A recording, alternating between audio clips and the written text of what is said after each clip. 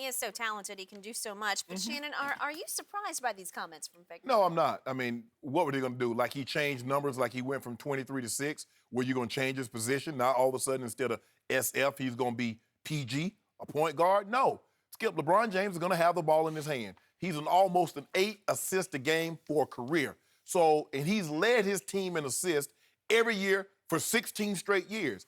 I didn't think that was going to change just because they're like, okay, now he's going to be the point guard. No, LeBron James is a small forward. He was going to have the ball in his hand. He's going to bring the ball up court for the most part. And his usage rate will be, I mean, he's not a hard nor Russ type usage guy, but that's what he does. He's going to have the ball. And now we got AD. Can you imagine that old high pick and roll with LeBron James and AD?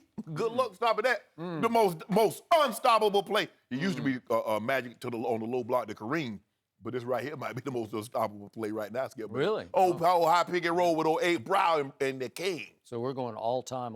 Don't worry about where we going. We going to the championship. That's where we going. All right. Look, we've always understood what LeBron is. He's a great passer at 6'9". Basically, he's more, and he's always been this, Skip. He's always been more Magic Johnson than Michael Jordan. His ability he can score, hence the 27.3, 27.4 career average. But it's the high assist total for that position. Although Magic was a true point guard, LeBron is not a true point guard.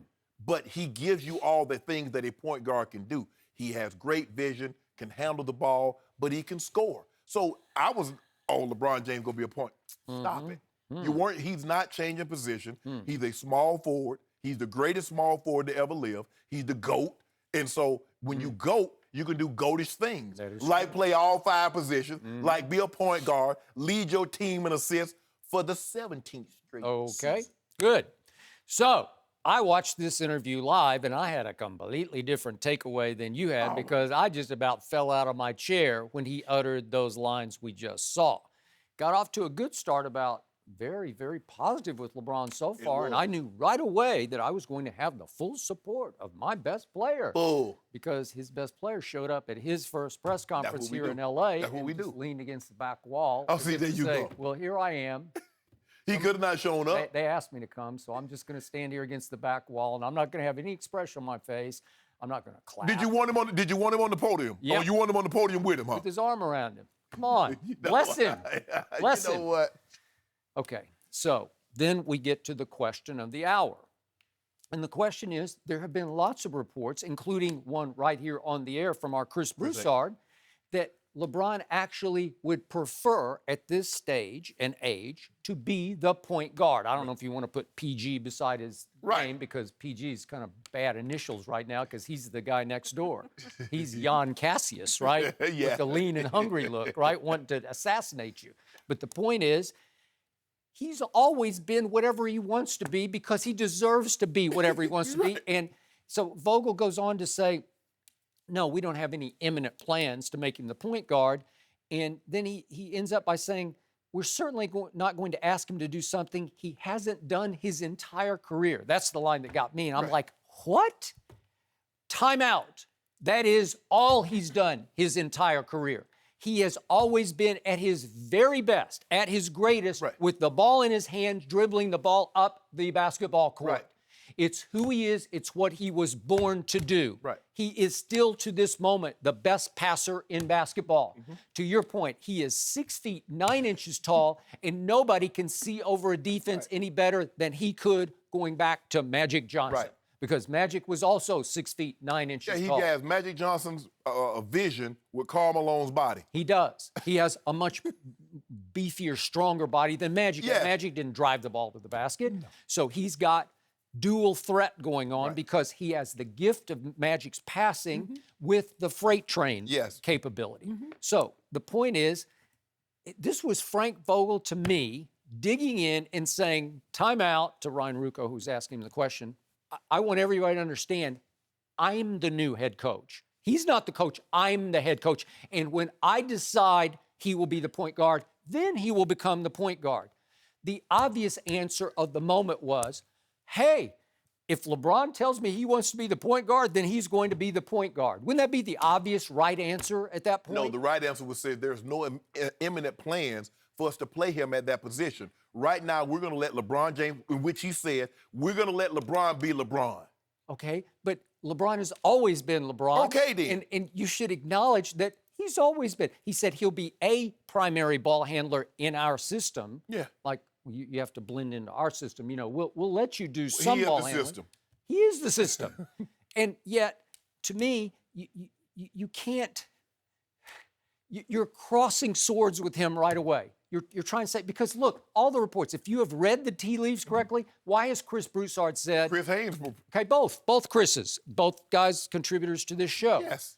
Broussard more than we have Chris Haynes on, but the point is that both of them have indicated, where do you think they got their info from? Both of them are well connected to LeBron's insiders, Yep. to his inner circle, Yeah. right? Yeah. This is coming from LeBron. He is entering year 17, and it's LeBron's idea. I should segue even more into that role, especially with this team, because now we have some shooters. Yes. We had no shooters last year. We had playmakers. And right? he has a guy that he knows on a nightly basis can go get him 27, Okay, 28 fine. in Okay. AD. So you bring the ball up the floor, and designation or no, you are the point guard. Yeah. And you've really Right. always, when he was at his, what I always tell you, the greatest 3-game stretch of his career were games 1, 2, and 3 of 2015 finals. No Kevin Love going into game 1, lost Kyrie in overtime of game 1, and what did he do? He just put that whole show on his back and said, watch this. He dribbled the ball up the floor, and he controlled the tempo like crazy. He almost averaged 14 assists in that series. It was unbelievable. And he had them down 2-1 in going into game 4, which was in his house. Okay, that is highly impressive. I wish he had closed the deal, and then you might have a real case of GOAT if he had closed that deal. You might have a legitimate case. You have no case. Oh, so you say I have an illegitimate You have an case, illegitimate. It's completely illegitimate. And nobody thinks that but you, and that's okay. You and LeBron and maybe Maverick, and I don't, you know what? I don't even think Maverick. No, don't do that. Whatever, who knows? But here's the point. Back to Frank Vogel. Just remember, where did he come from? He tried to play basketball at a D3 school. Then he gave that up and transferred to Kentucky, where he was Pitino's student manager. Okay, this is his background. And then Pitino fell in love with him because he's a hard worker and a good guy and great to have around. And he took him with him to Boston with the Celtics to be the video coordinator for 5 years. So he paid his dues and then finally got an assistant's job out of becoming the video coordinator of the Boston Celtics because Pitino loved him. Right. That's the guy who's now coaching the player with the highest IQ to me in the history of basketball, LeBron James. Highest IQ. You better be careful with that because you don't have the credentials to make big, broad, sweeping declarations. Most coaches start at the lower level. Sean McVay didn't always start out as an offensive coordinator. Sometimes you have to cut your teeth. Look at Coach Belichick. You start out at the lower levels, you work your way up, and then you become that. I'm not going to knock him because of his credentials. I agree with him. I don't think we should put a title and say, well, he's a point guard, he's a this, he's a that. We know he's going to handle the ball. We know he's more than likely going to lead this team in assists, and so we would just leave it at that. Okay, I just think a battle line has subtly been drawn of, I'm the coach and you're the player. Line. I'm not. Yep. I could hear it. I just said to me, I tweeted it. You can go look at my timeline. I said, here we go. Because what happens with LeBron with first-year head coaches? What happened in game number, I think it was 17 of his first go-around or his first year with the Heat? Yeah. What happened? Oh, we had to shoot Spoelstra a boat. Yeah. We walked out the court. We had to let him know.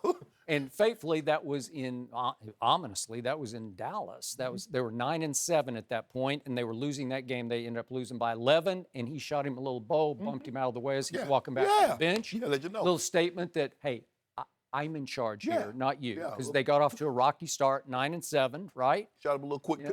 That's a little quick Little penicillin. shot. Yeah, that's all. Little quick penicillin right there. Message, and there Feel have that? been multiple reports that he then went up to the office of Pat Riley and said, you coach this, right? Yep. Come on. Who's this kid? Right. He's, Skip, I hope it doesn't get to that. Now, we've seen it. What was that? Was it 06 when Miami fired Stan Van Gundy?